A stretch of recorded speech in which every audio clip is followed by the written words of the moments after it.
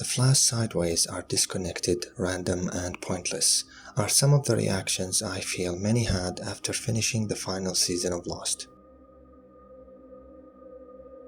Maybe some knew they had that exact reaction.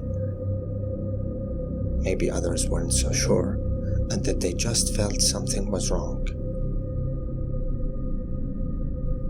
Others might have enjoyed it, but still felt that it was an overall jarring concept compared to the rest of the show.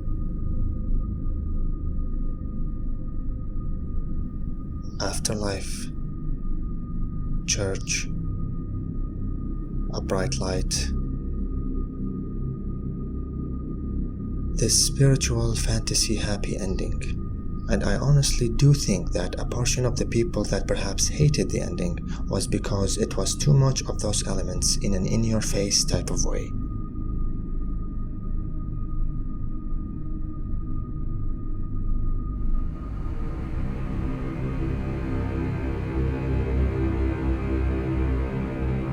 I think it's perfectly fine to have those reactions, because it's what you saw and felt at that moment. But I also believe there is another side, where I say it wasn't disconnected, random, and pointless. Because it was in fact the whole point of the show. When it comes to both its main story and conflict, and overall themes and core concepts.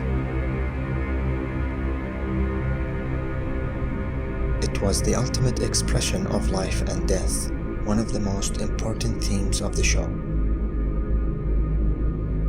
And Lost always dealt with the subject of duality.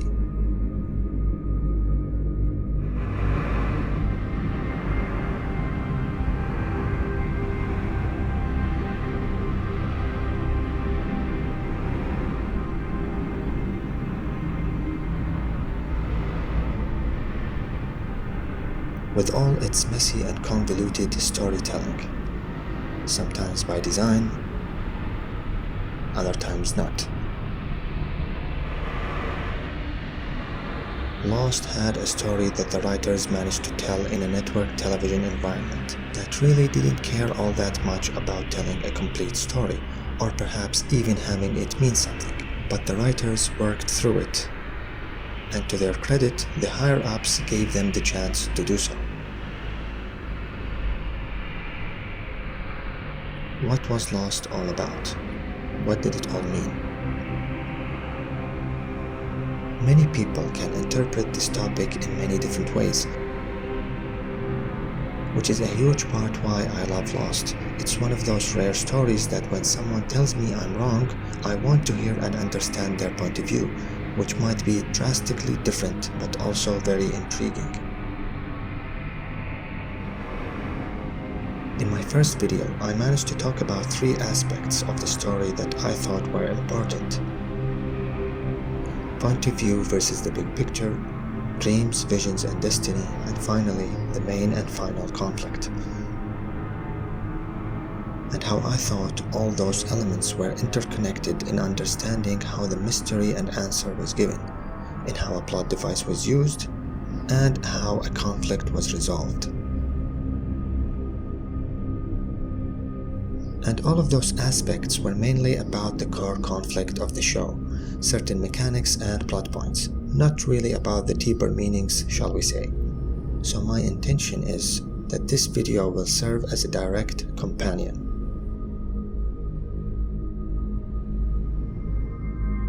Let's start by simply describing the flash sideways. It was introduced in the 6th and final season. It's something brought up and resolved in the same final season.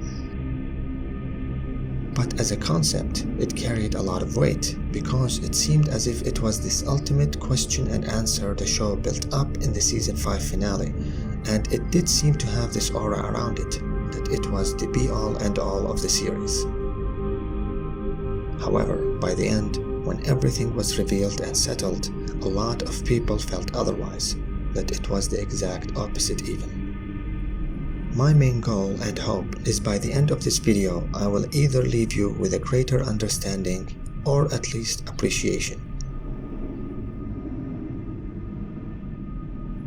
There are multiple fun ways we can examine the Flash sideways through, which by combining them all will leave us with a much more fulfilling idea and execution. We can examine it from a very superficial level, that it's simply a narrative. Lost always had a Flash that concentrated mainly on the characters. Flashbacks, flash forwards, backwards and forwards. You can say it was hinted at with Desmond's famous catchphrase, "I see you in another life, brother!" or even before that with Nadia's photo. You'll find me in the next life, if not in this one.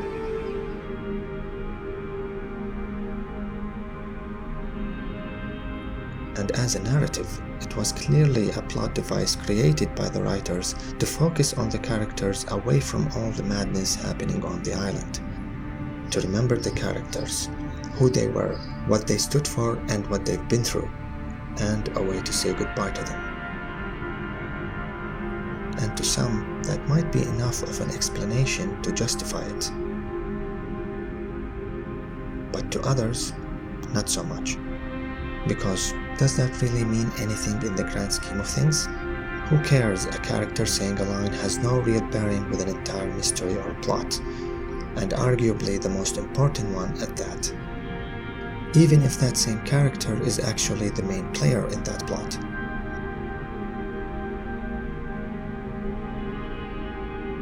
And I can even go beyond that by saying that I think Mr. Echo, the priest / pseudo-priest, was initially going to play that part.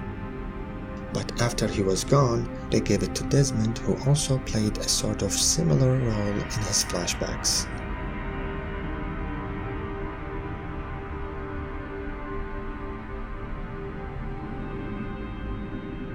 So now let's dig deeper. Still a bit superficial, but a bit more important. Let's start with the setting of the church, which is something I discussed in a previous video. One of Lost's main themes is science and faith. Most of the time they are at odds. Jack versus Locke, Locke versus Echo, the Dharma Initiative versus the original inhabitants. We see conflict instigated by the characters or groups using those themes. One might be right at one instance, the other side is right the next time, but at what cost? You can say Locke was right, but can you say the same for most of his actions? Which is why he's so compelling to watch. Locke is the wizard-type character, the wise old man that sacrifices himself in order for the hero to rise up and take charge to fulfill his purpose and destiny. Lost tells this story in its own way. Even though the story leads to that same goal in a traditional form, but the path and journey is not at all what we're used to. In the end, it's all about human conflict, inside and outside, that most of the time leads to pain and suffering, all made possible by our characters themselves. It was not all misery. Enough of it was. The show sometimes also gives us a very clear example of what those two sides represent, such as with Richard's backstory. In that backstory, the two sides have a very negative effect on the character, at the lowest point of his life, the point where he needed them the most. But they failed him, or rather, the people failed him. Back to the setting of the church, visually it represents the theme of faith. Lost used it before with Echo's church, which he later leaves for the Dharma Swan Station. Something similar is happening with the church as well, because if we go deeper, we find the theme of science lurking underneath. The lamppost station, the station that helped our characters find the island to move forward and fulfill their purpose. That's what the setting of the church and the station represented in the original timeline of the plot.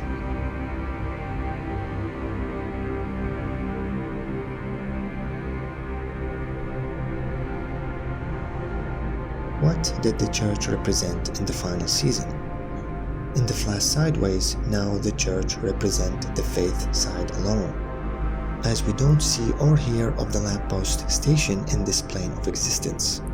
But similar to the lamppost station helping our characters to move forward the theme of science, now the church is helping our characters to move on together spiritually, the theme of faith.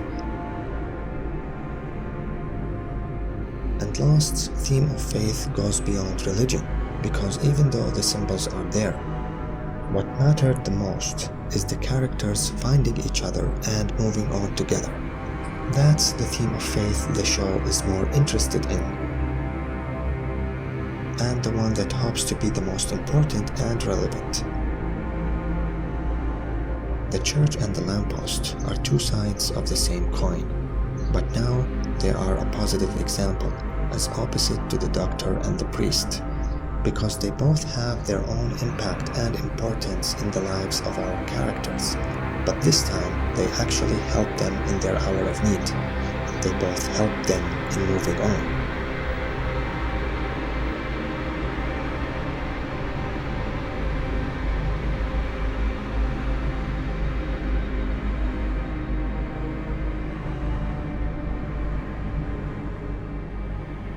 Now we dive even deeper. What's the essence of the flash sideways? Where did it come from?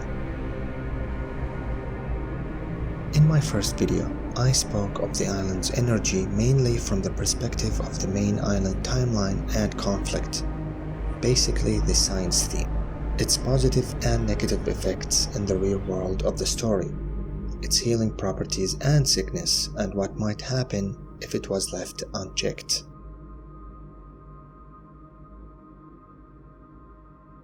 So in this video, I'll hopefully be able to fulfill the big picture I talked about by now concentrating on the theme of faith. And in my first video, I brought to you the idea of dramatic math, a way to create a sort of coherent equation formed by the plot, events, and themes in the series, which will help us in focusing on what's most important.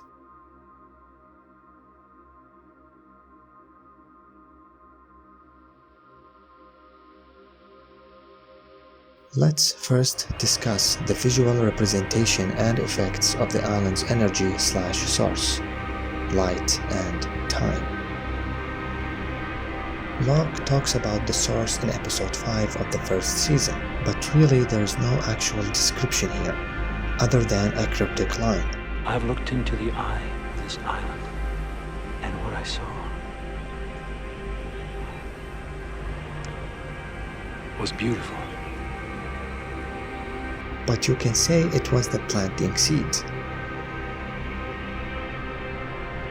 Our first ever encounter with the source as a bright light was actually in the finale of season 2, when Desmond turns the failsafe key in the hatch and it implodes. We know the hatch was built over a pocket of energy that was later compromised by our very own characters in the 77 incident, hoping to change things. So Dharma, in their effort to control the pocket, created the numbers system so it can keep it safe and in check. We know how that worked out.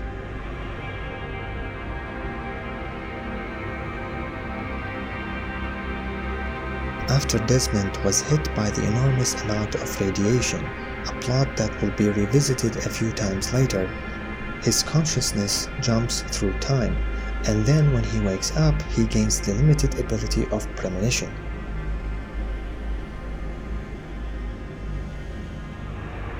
The same happens in The Constant, but now the side effects are different and much more severe. And in the final season, Desmond has become a trigger that can be instantly affected whenever being exposed to such high levels of radiation. But this time his consciousness is sent to someplace else. The other times we see the bright light is with the donkey wheel. Ben turns the wheel. The island is completely engulfed from within by the bright light.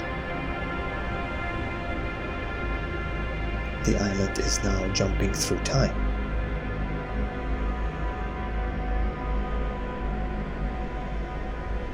A flash of light means a jump through time.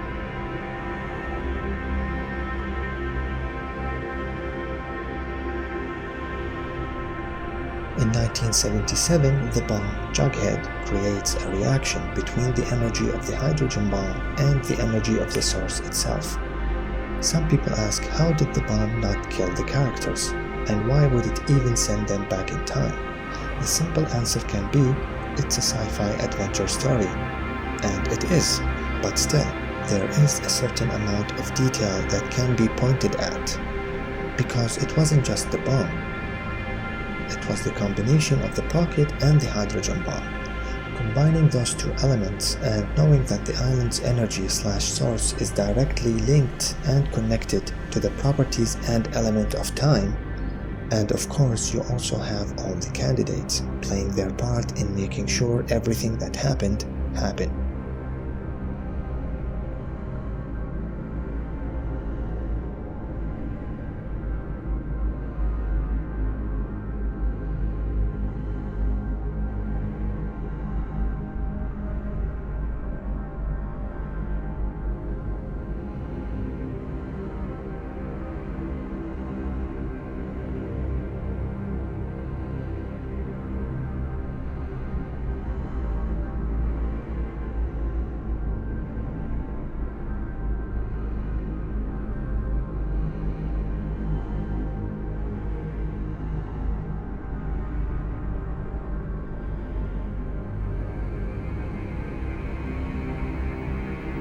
Then we have the Cave of Light, and this cave does not contain just another pocket, it's the main source, the heart of the island.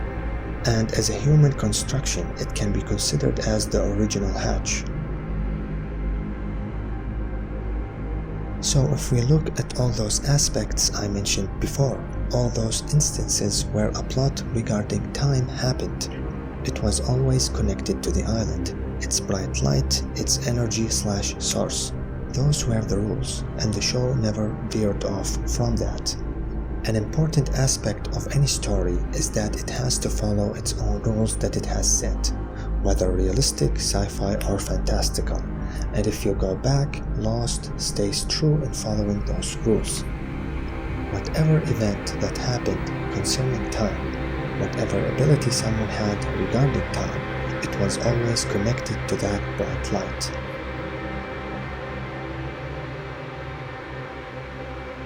I feel like when Lost began to play with time, people felt intrigued but apprehensive, because time travel is one of those subjects that can be interesting but also can easily be screwed up.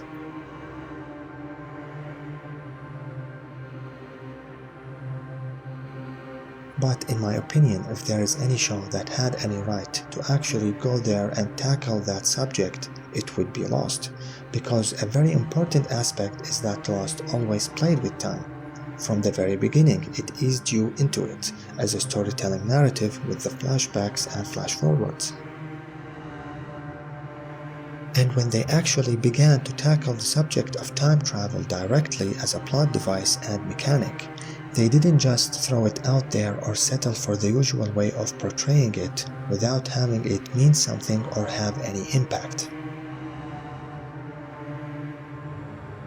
They actually put in the effort to give you a coherent understanding of how the mechanic works in its different forms, whether that be consciousness time travel where it's possible to change things, or regular old-fashioned time travel where you can't. Whatever happened, happened. And thus creating a loop of the character's own destiny, Locke and Jack. And it used and portrayed those mechanics while also trying to tell a human story.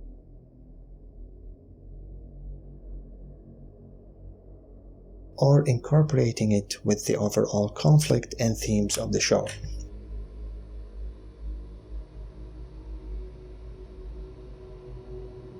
So in the show, how was the flash sideways as a plane of existence explained? It was explained as this place without time, where time doesn't exist. It's basically the ultimate time narrative the writers played with.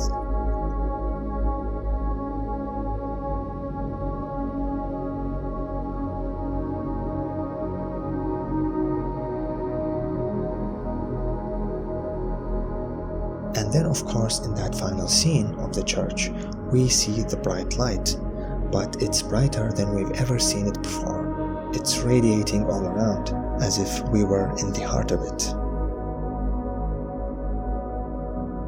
We're seeing the two elements of light and time in their ultimate forms. If the energy of the island and the conflict it had between the characters represented the themes of science and faith, then the source represents the theme of life and death, culminating in the concept of the flash sideways. The energy/source is the root to all the important themes the show tackled. The characters took those themes and created a story, a journey that we can follow.